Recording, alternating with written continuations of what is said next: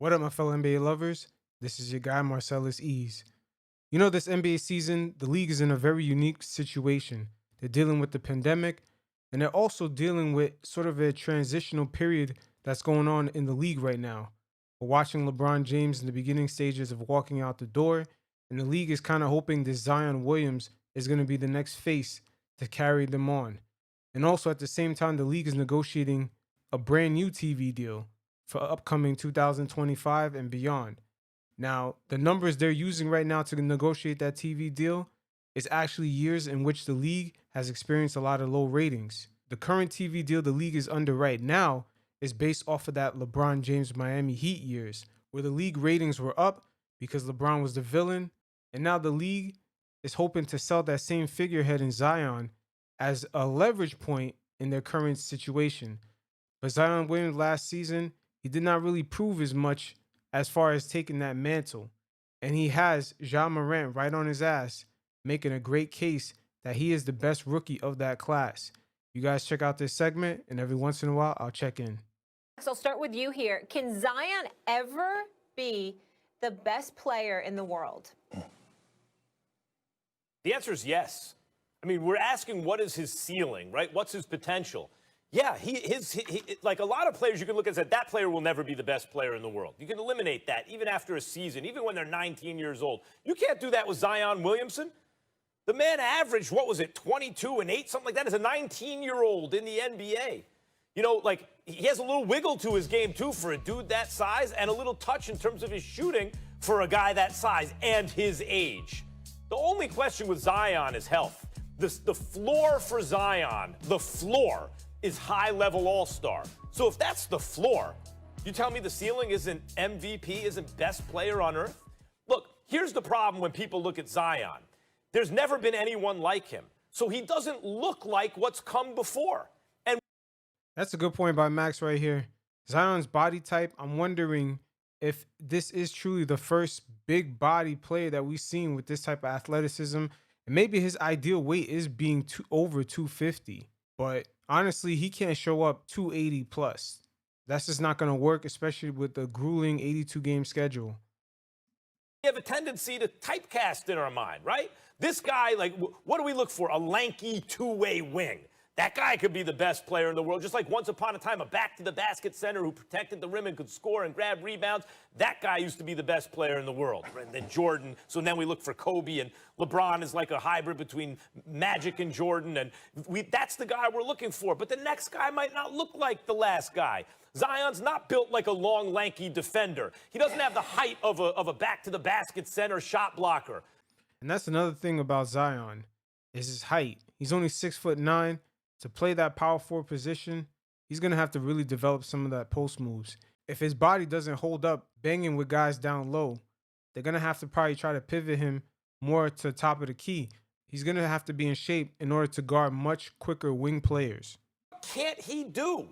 The dude just turned 20 years old, and he's already all-star level. Yes, he can be the best player in the world one day.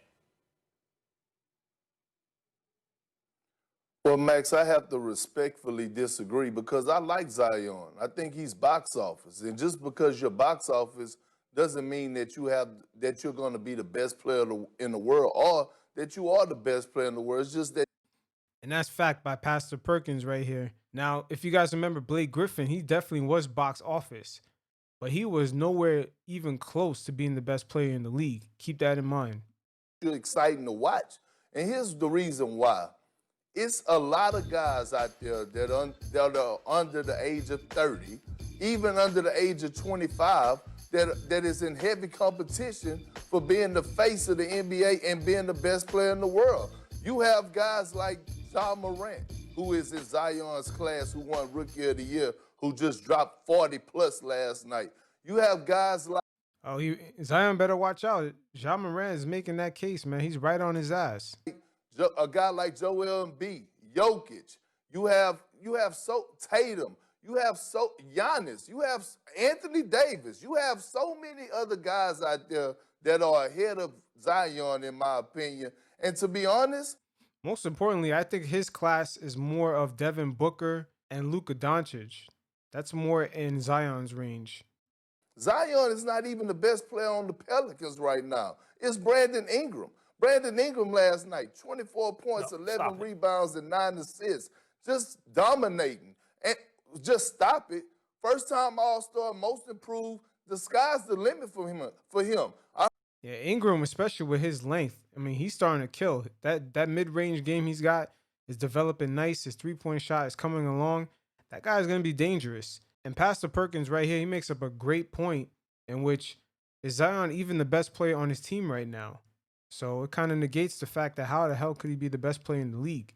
And once again, the league right now, they're looking to ride out this Zion Williamson hype, especially with social media and the way Zion is pretty much one of the first, I would say, social media hyped up stars in the NBA. Because remember, when LeBron was in high school, there was no social media to create the hype behind it, even though there was a lot of it already. But Zion Williams pretty much plugged in into TikTok, Twitter, Instagram with all his highlights. And the league is trying to basically ride that out and leverage that into while negotiating for a brand new TV deal. Heard it from multiple guys that played with him. You talk to LeBron James, Rajon Rondo. All these guys raved on how good Brandon Ingram is and how great he could be. So Zion is not even the best player on this team right now, let alone talking about being the best player in the league. And I get it, right? He's something that we've never seen before. He don't have the long, lengthy, he's not 6'10". He's not cut up. He's short. He's kind of stubby. He has a different type of build. But he gets the job done. But as far as being the best player in the league, nah, I don't see it, Max. Not at all. Know what the problem with what you're saying is?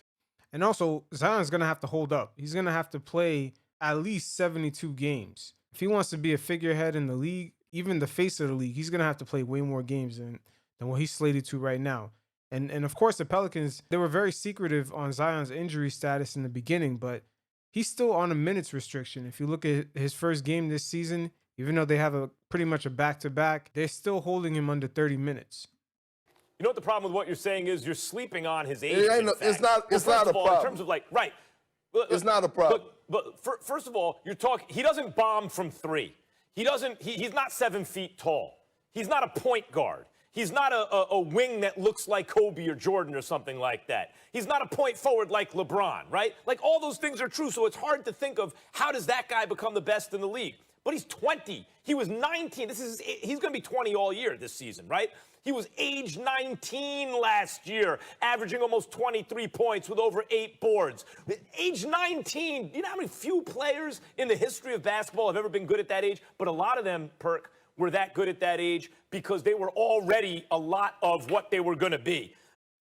And that's a great point by Max Kellerman. A lot of players come in the league and they're averaging 18, 20 points a game. That's pretty much their peak. They never get back to getting those stats ever again. I mean, you could take, for example, Andrew Wiggins. He averaged 23 points a game in his third season. And if you look at his numbers, he pretty much went down for the next 2 to 3 years. And then he barely crept up to that number ever again. So what Max brought up here is a really good point. As Zion just off a rip, just off of raw talent, to average 22 points a game without a post game, a consistent three-point shot. Once he starts developing all that, he should get to the next level, which is probably averaging anywhere from 27 points a game to 30 plus. Zion's athletic ability is so freakish that there's so many ways for him to improve. Like his free throw shooting, his three-point shooting, his passing, there's so many things he could do to make himself better. And he's got athletic ability that no one can practice to get to be like that guy. And that's a pretty good point by Max. Once again, Zion just off rip, off his raw talent, is averaging 22 points a game. And best believe the league is definitely paying attention to what the Pelicans are doing, especially in the front office. They hired that same GM that LeBron had in Cleveland that put that championship team together. And then they also got a brand new coach in Stan Van Gundy. So the league low-key is making sure the Pelicans are setting up a thriving situation for Zion because they do need him to succeed. So it is what it is. You guys stay safe. Until next time.